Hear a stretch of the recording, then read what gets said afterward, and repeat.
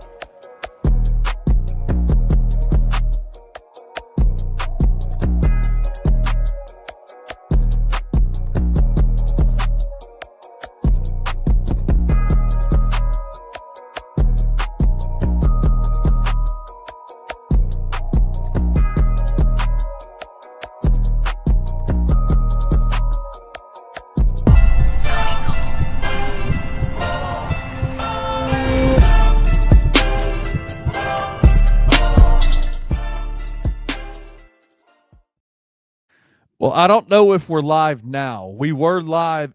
We went live, and then it said we weren't live, and now we are live. Are we live? It says okay. Now it says in stream on my end. It did not say that. It did not say that the first time. Right, it didn't. Are we live now? Everybody, if we're live, type in live on the comments. Type live that we're here. We're live. Just want to make sure.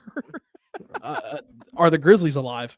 The Grizzlies are dead. The Grizzlies are dead. Oh man. Boston Celtics absolutely destroyed the Memphis Grizzlies tonight, 131-95.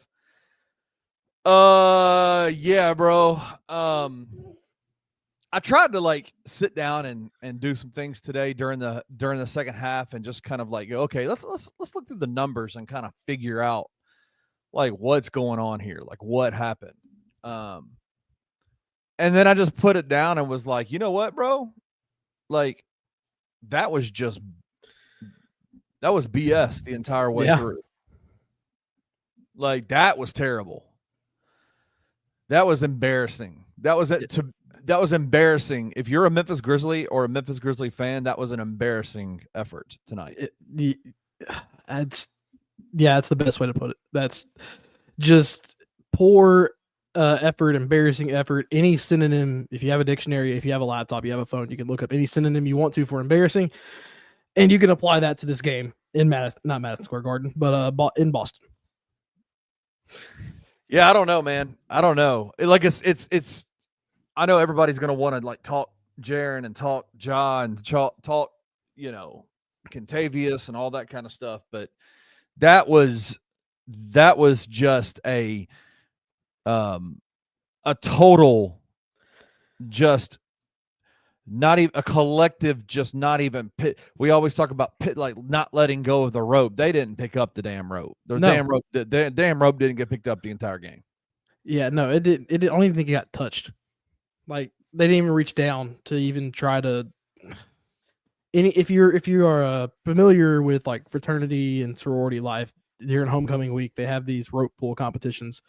The Grizzlies got down into the pit with the Boston Celtics, and they squatted down with the rope and didn't even touch it, and they just let the other team win. That's literally what just happened. There's just no effort to even try. Yeah. I don't know. There's a lot of narratives that are coming out of this. And I want to just here's what we're going to do. Okay.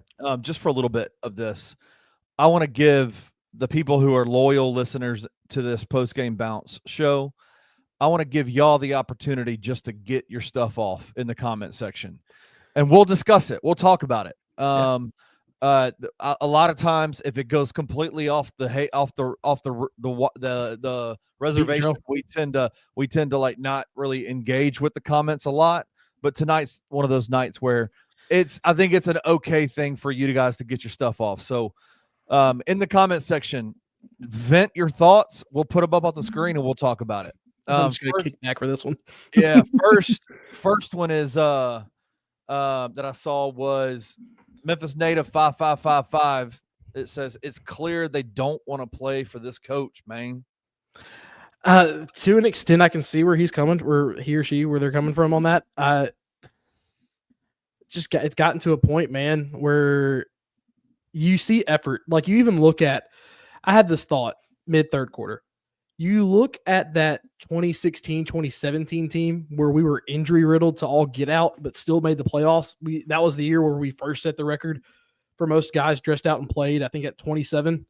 And we took the Spurs to 6 games, and a Spurs team who probably would have gone to the finals had Kawhi not gotten taken out by Zaza Pachulia. Right. That team gave effort no matter who was on the floor. Like they had to give a damn about them, and they played for what was on the chest.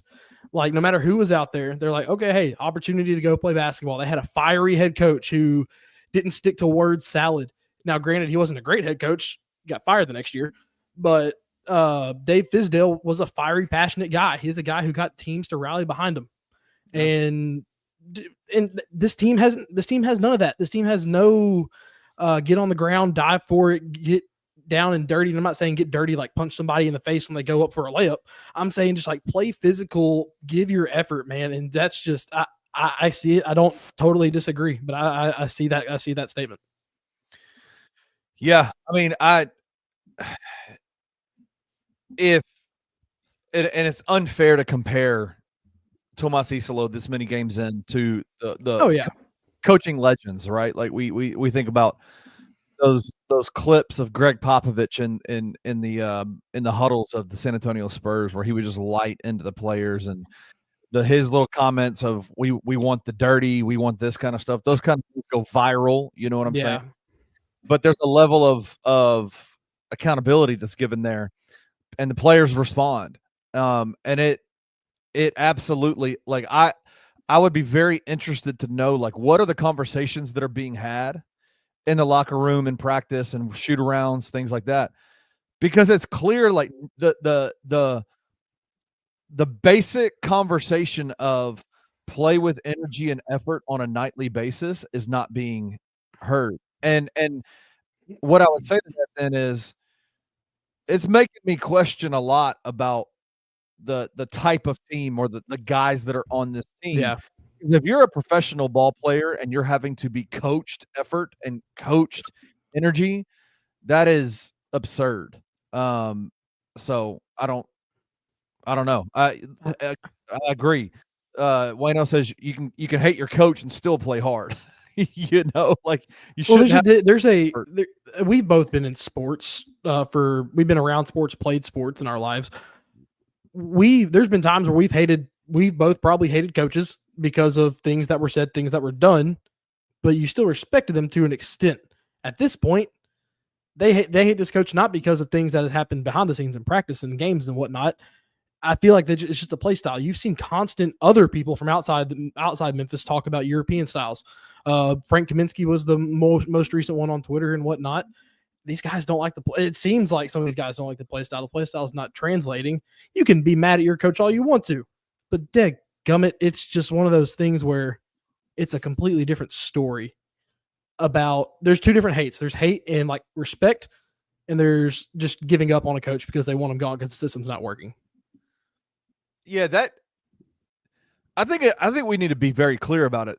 Yeah. These losses, the loss last night against the Knicks, the second half of the OKC game, the entirety from start to finish, the Boston Celtics game tonight, is not a coaching problem. No, it's not. That's not a system issue. Like what you saw out there tonight was not a systems issue. What you saw out there tonight was a total lack of effort from professional basketball players. Total lack of energy, a total lack of focus, a total lack of accountability towards each other, a total lack of a plan, whatever you want to say, all the superlatives that you put out there on what winning basketball looks like. It was a total lack of all of that. And so like it's an easy thing to go, well, that's Isolo's fault.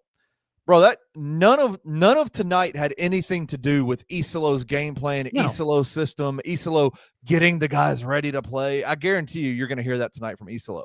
You're probably going to hear, I just didn't get the guys ready to play. That's not on him tonight.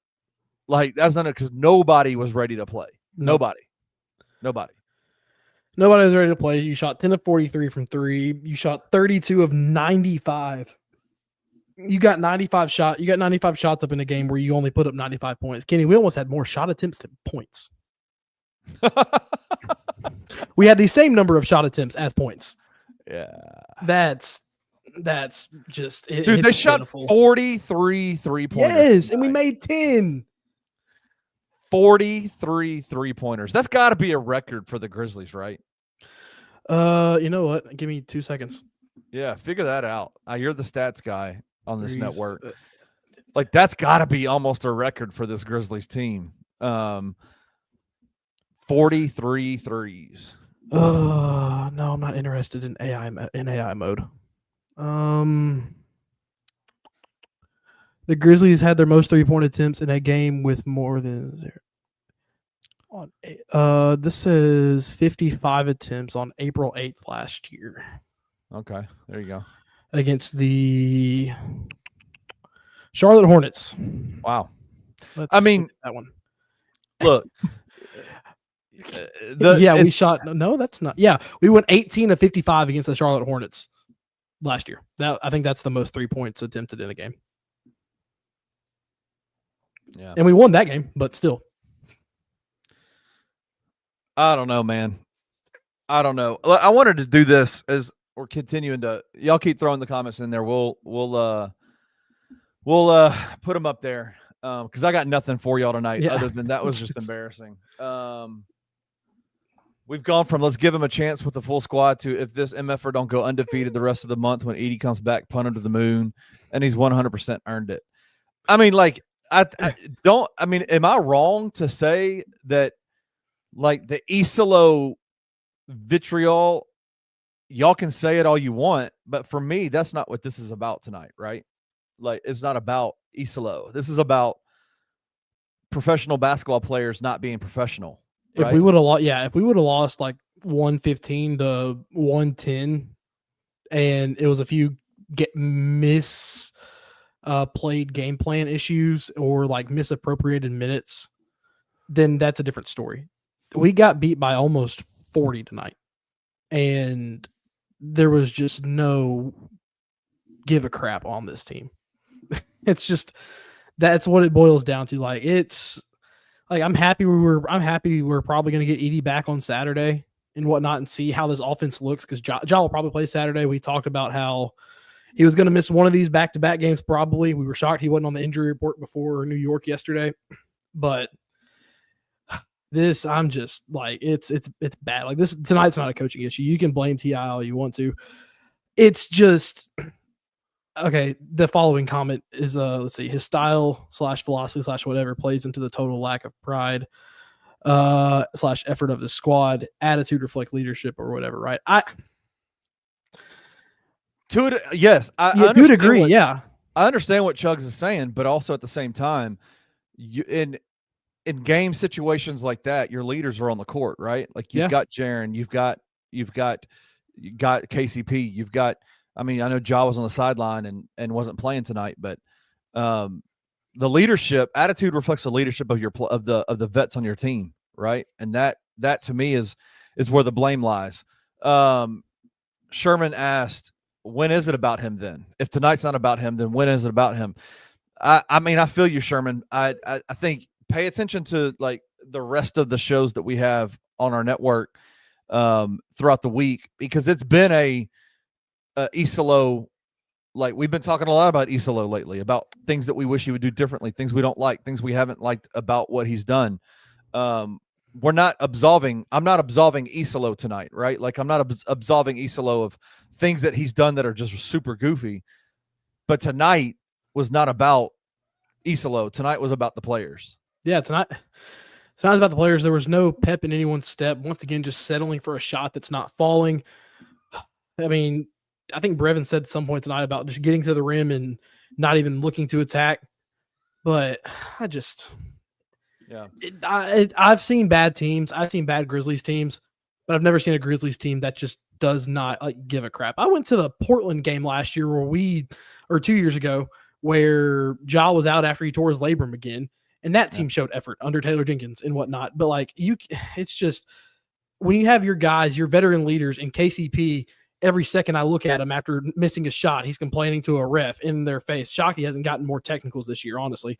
When he's complaining to a ref instead of getting back down the court, it resonates onto the court. Like, your guys aren't going to play hard. Like, I've watched KCP multiple times this year miss a shot where he didn't get fouled, maybe gets fouled a little bit, but it's the NBA. You're going to have contact on every single drive to the lane or every single shot. Not all of it's going to get called. You can't complain 10 times out of 10. Yeah. And that translates to the rest of your team when you brought this guy in to be that veteran leader that we have so-called lacked the past few years. Yeah. Kip says, Jaren was an all-star last year, and now he is a bum. Tell me that Isolo isn't to blame. I think very clearly the team is trying to figure out, trying to get used to this new Tomas Isolo system, the way that they're running things. It hasn't been good. But they didn't lose this game tonight by the amount of points that they lost this game tonight because they're not used to Tomas Isolo's system. They literally did not play ball tonight. No. Like, they literally did not give any effort whatsoever. And so if you are a professional basketball player, while you might not like the system you're in, effort is a non-negotiable, right? Like, effort is a non-negotiable. And so at this point, it's like, that's the question I would have is, while you might not like the system, you might not like the coach that you have, which there's no reports out that they don't like him, but the play on the court hasn't been great. Tonight was not about the play on the court. Tonight was about effort. Tonight was about effort for me. It was about just not even giving a crap about what was going on out there. Yeah, and the one time we finally got our turnovers under control, we had 10 tonight. And how many points did they get off turnovers? They got a lot of second chance points. We talked about that earlier. Points off turnovers, they got 16 to 13. That was a lot better tonight. But then again, when that's better and your execution on the court, not of what's play called while you're on the offensive end, but what you're supposed to be doing, cutting, driving hard, getting effort, fighting for rebounds, just the little things, that doesn't matter. Like, you fixed the one problem against New York, but then you turned it into a completely another problem when you go an hour or 2 hours down to Boston. So it's just man, I did star one more from Kip because I wanted to kind of put this to bed. Dylan's not the problem. Dylan, that's that we have ever since we let him go. He got dropped by us. Then Houston traded him.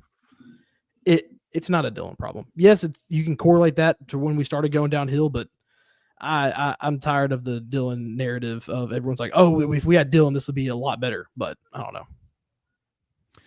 Yeah, I mean, I think we can do a lot of revisionist history on the Dylan situation, but everybody wanted Dylan gone at the end of his time. I don't think losing Dylan, that was 3 years ago. we're still going back. Like, it was 3 years ago at this point. Like, we can do that all day long with, and I know there's certain media folks that have done that for years, is just remember past Grizzlies, but it's not like Dylan is saving any franchises over wherever he's been at Houston and Phoenix, but that freaked you out, didn't it? That whiskey scared the heck out of you, didn't? You probably heard Amy get up. That's but yeah, I don't know. Any other comments? I got nothing. I really like this. Is one of those where like it. No, he's mad at how the Grizzlies played. I made him. Is that what it I made him. I made him watch it with me on the couch earlier. Let's see. Philip Rogers says Zach Kleiman said in the offseason, this wasn't a championship by any stretch. This is a personnel problem. We have to just accept the fact that we don't have the talent or effort to compete this year. I accept the fact that we don't have the talent. I do not accept the fact that we don't have the effort. Like, that effort's a non-negotiable when you're a professional basketball player. effort is not something that you go get effort, right? Like you either have it or you don't. And I think that if you're at the level that you're at in the game that you love, effort is not something that's up for negotiation. Maybe we just have to accept the fact that we don't have the talent. Maybe that's what it is. Like maybe this team is just not as talented. And maybe moving off of Desmond Bane and restocking with trades and resetting the timeline with Cedric Howard, maybe that has reset the timeline and we're in a different spot than we were last year, even with the roster, or even 2 years ago with the roster, or the 21-22 season with the roster. Like maybe we've reset the timeline. And if that's the case, then I think that's okay.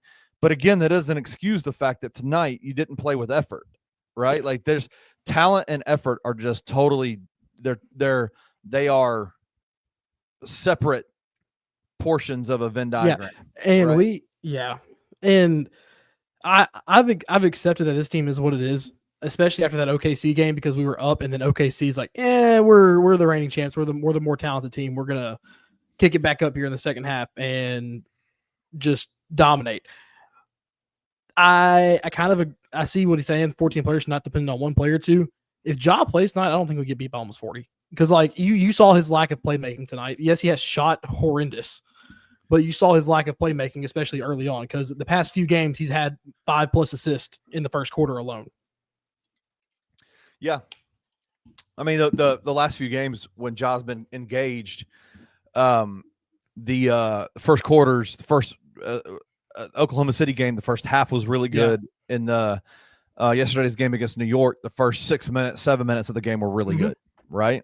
Ja was very impactful. You might be right. I don't know. But it was an immediate behind the eight ball in this game. Yeah. And it was just, and Joseph is right. Tonight was just an ugly game. That's the best way to describe this. It was just flat out ugly, man. Yeah. Before the show started, we were in the green room talking, and I said, I want you to think about, like, if you had to describe this game in one word, what would it be? And I have a word that I want to use, but I want to see what your word would be. And you put, and in the comment section, put if you had to describe this game in one word, what would it be? For a better word than what I use in the green room, abysmal. Just all around, because I think that encapsulates everything under an umbrella. That's one way to describe it. Basketball. Don't worry about whiskey. That's fine. Yeah, crap was good. Yeah, crap was good. Poop. Dookie is good. Disheartening, sad. I think this is a great one. That's immature. A great one too. It was immature. Nathan says gritless. Yeah. My word is unprofessional.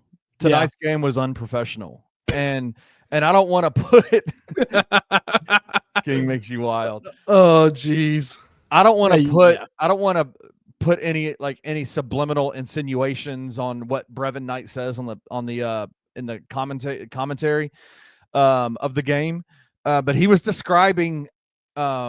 There was a few times where he said some things in the game where it made me think that there was a little bit of a subliminal message to, hey, this is what Boston is doing and this is what the Grizzlies aren't.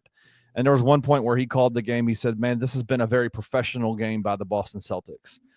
And immediately my head went to, and it was a very unprofessional game by the Memphis Grizzlies.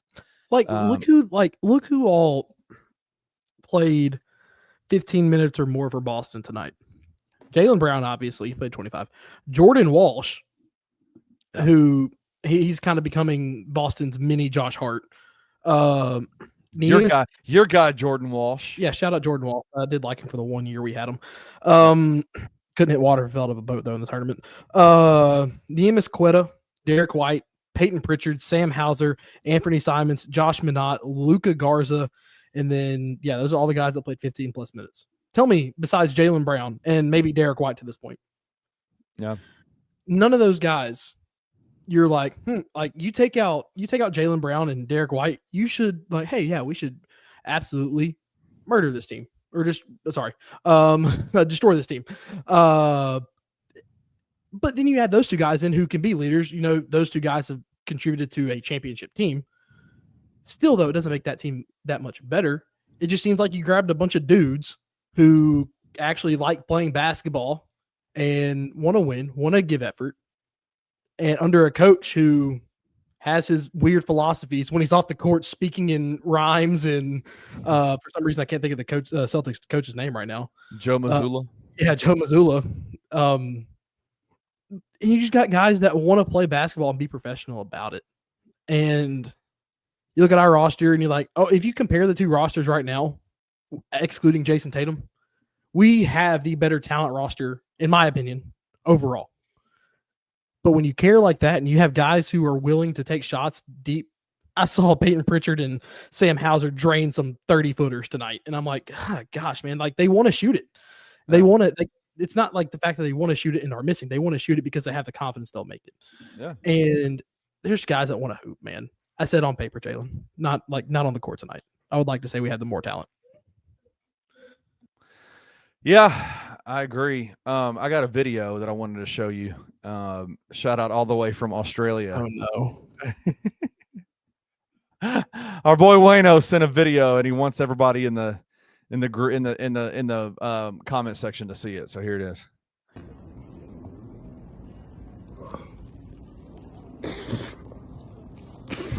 Boys, is that you?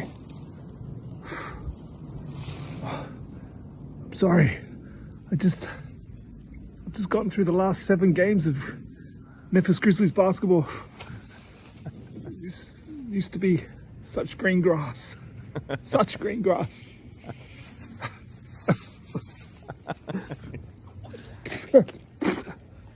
They told us we weren't even close to a championship. They didn't tell us we were rebuilding.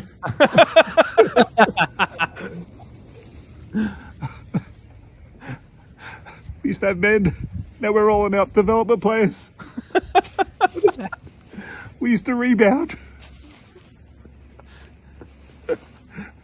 We used to have Riz. We used to have Riz. The grass is not greener, boys. The grass is not greener.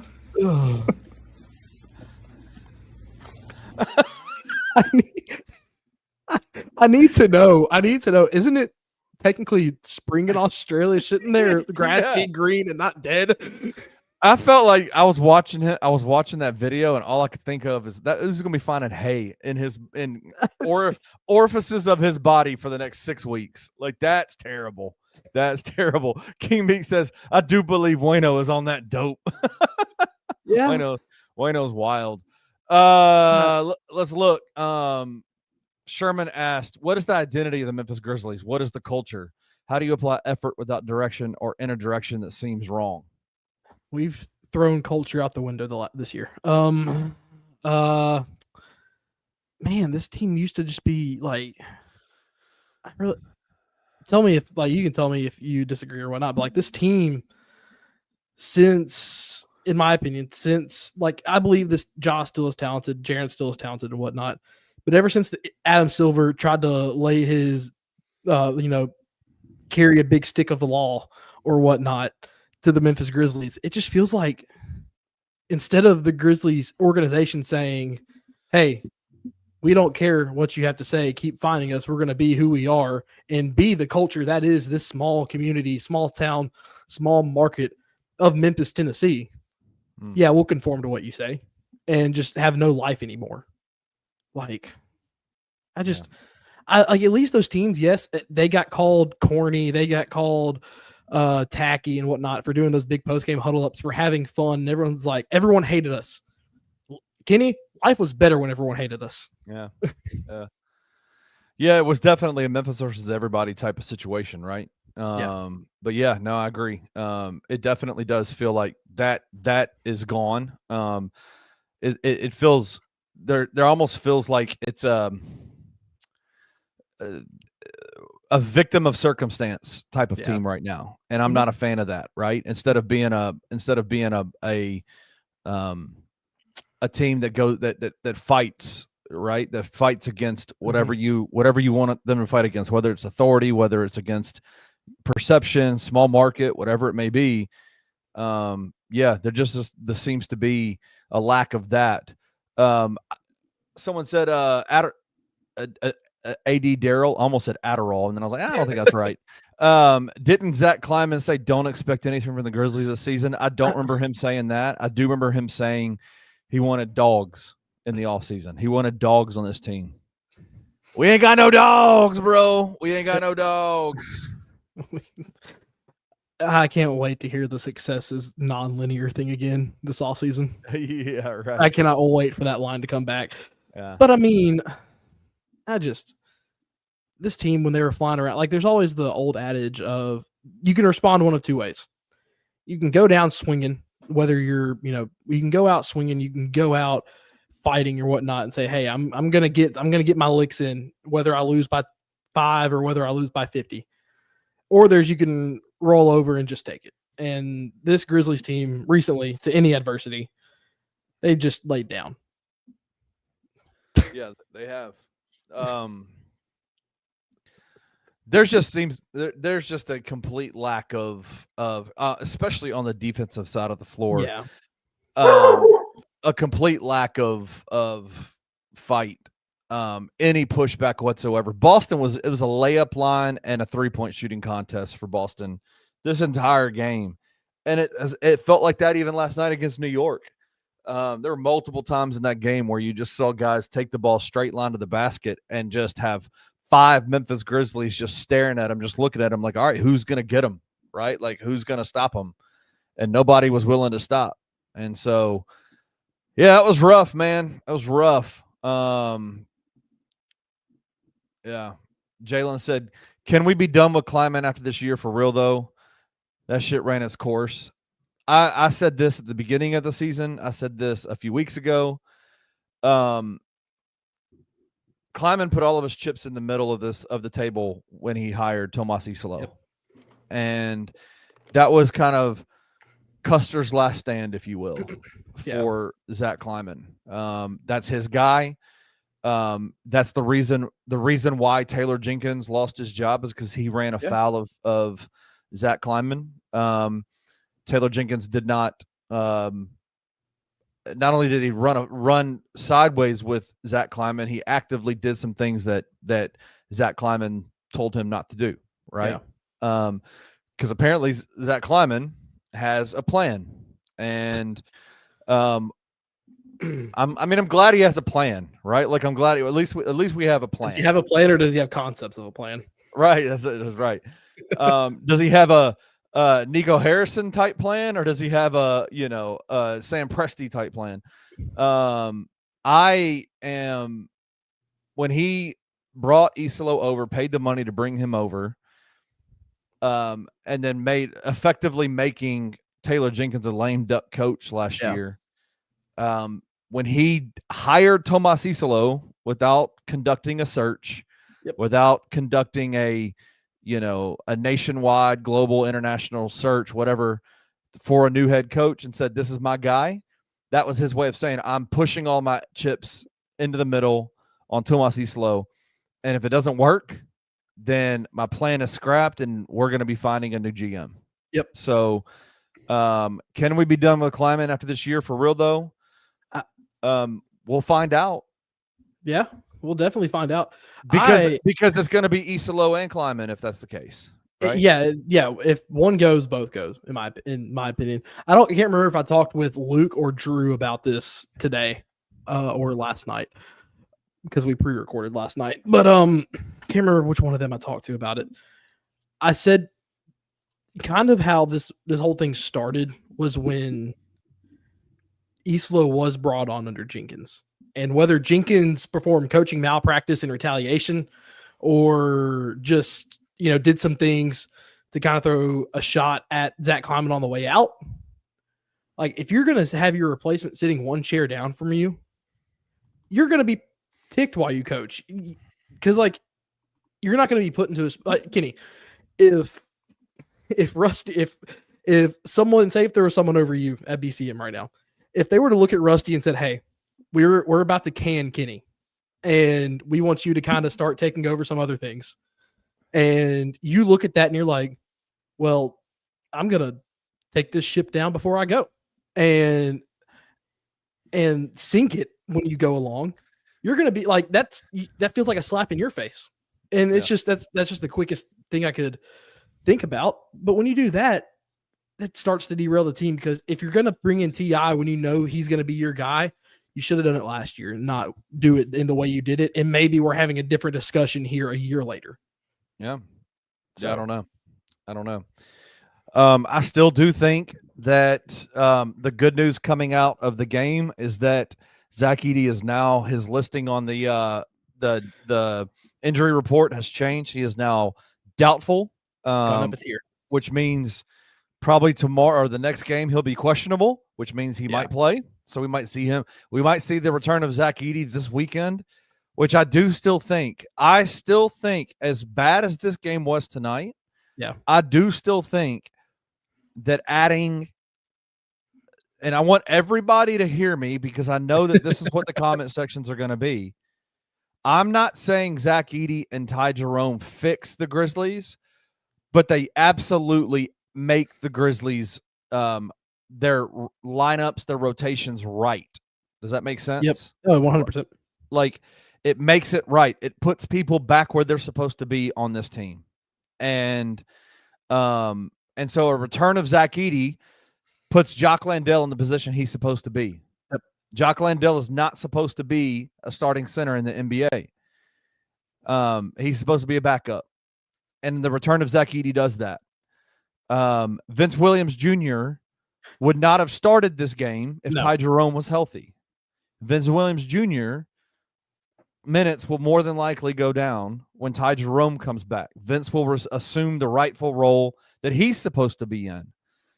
A lot of things change. Yep. It looks like we might see, depending on, and I'm not wishing on injury on anybody, but if KCP's elbow is as messed up as it looks, we might get the answer that we might get the Cedric Coward starting minutes that we want, right? Those things are going to have an impact on the Grizzlies. Yeah. Tonight was not about that. Tonight was about energy and effort. Yeah. That is absurd. That's absurd, King Grizzly.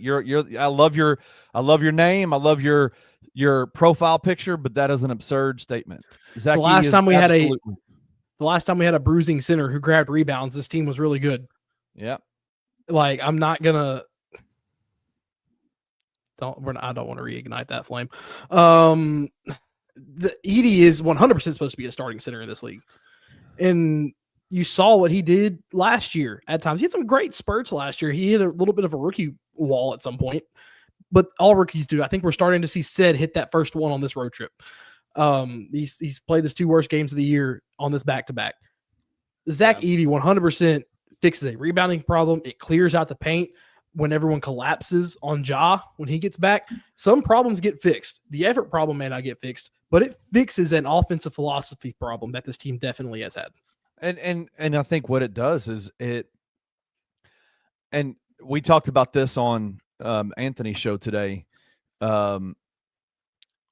We have two stars on our team, and Ja Morant and Jaren Jackson Jr., who are not able to work outside of they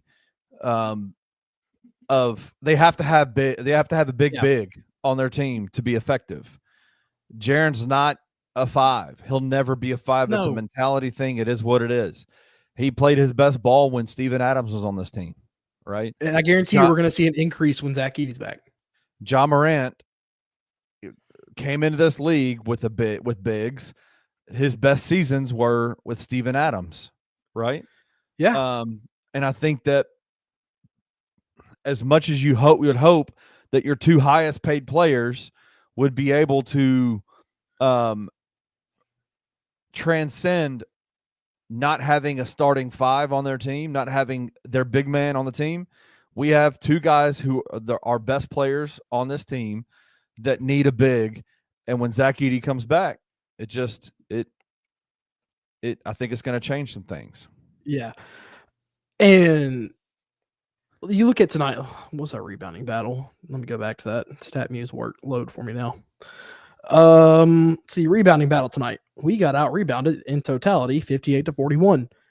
We kept it close on offensive rebounds, but on the defensive glass tonight, 40-26. You cannot tell me that number is a lot closer, and their offensive rebound numbers go with Zach Edey in there. Yeah. So it's a bruiser on the block, and he can actually set screens, unlike our two current bigs right now. Yeah. So I just to the point to where, yes, Zach Edey does fix some things. Got to have better effort. I had something pulled up here because we do have Cleveland next. Cleveland is going to be without their starting point guard more than likely. He has a left great toe contusion. We have learned the term great toe more times than we care to admit in this offseason and now with Jaren and then Scottie Pippen, and then now what they labeled as a turf toe for Javon Small, which is terrifying. Yeah. But I mean, all in all, it sucked tonight, but the sun comes up tomorrow. Sun will come up Friday, and the sun will dawn on a new game day on Saturday. That's right. All right. Any last thoughts before we get out of here? Oh, man, this is just one of those when you get beat down, especially in any sport you play, you say flush it and move on. You got two. And now, honestly, you shouldn't flush this one because the effort sucked. You got 2 days to think about it. You got 2 days to move on. You got 2 days for Ja to get back. You knew he was probably going to miss one of these games. And then you're more than likely going to see that questionable tag when the Friday injury report comes out for one Mr. 7-footer Zach Edey. And you know what? Let's go to battle with Cleveland. We've had some good games against Cleveland in the past few years. So why not? You know, at this point for the Grizzlies, you just got to tell yourself, you just got to say to yourselves, why not? Like, why can't we turn our effort on and just give effort no matter what? Just wake up the next morning, a few mornings and say, hey, why not? And go out and just compete for once, please. Here's what I'll say. Here's my final thoughts. And it's just to all the Grizzlies players that listen, I have it on good authority that when they get back in the locker room, they put post-game bounce up on their big screen TV and watch. So shout out to you guys in the locker room right now as y'all are watching the show. My name is Kenny. This is Jared. Shout out to you. But I'll say this to you, Grizzlies players. And Jared, I know you're a good dude, so I apologize for what I'm going to say. Grow the fuck up. I've heard it a lot. You're good, man. Grow up. I'm sorry that things aren't perfect for you right now. I'm sorry that you don't like your rotations. I'm sorry that you're not liking the system and all of our players aren't back. Grow up, man. Grow up. Games like tonight are an embarrassment for you and an embarrassment for us that cover you and an embarrassment for the comment section, the people that watch you, that put their hard-earned money and time behind watching you play and cheering you on and buying your gear and buying your shoes and all that kind of stuff. Tonight was an embarrassment. And that's my final thought to you is grow up. It's time to stop playing like children and getting down in the dumps and mopey and pouty when everything's not going your way. Man up, grow up and play ball. That was ridiculous tonight. That was absolutely absurd in every way. This isn't college or high school ball anymore. Like, you're play professionally, man. Like, come on. Yeah. Grow up, man. All right. We're out of here. We'll see you next time. I don't know exactly when the Grizzlies play. Saturday? Yeah, Saturday. 2 days off. We'll see you on Saturday. Thank y'all for joining. If you like this show, like and subscribe in the comment section. Hit the notification bell. Watch the shows. We've got Daily Grind coming on tomorrow at 7:30. We've got $2. Rusty is back in town. We got Rusty back on the show. Tomorrow. Rusty's double dipping tomorrow. We got Rusty. Yeah, he's got $2 tomorrow. And Daily Grind. And Daily Grind at 7:30, $2 at 11, and the Anthony Stain Show at 1 o'clock. You guys have a great night. We'll see you back here tomorrow and on the post-game bounce on Saturday.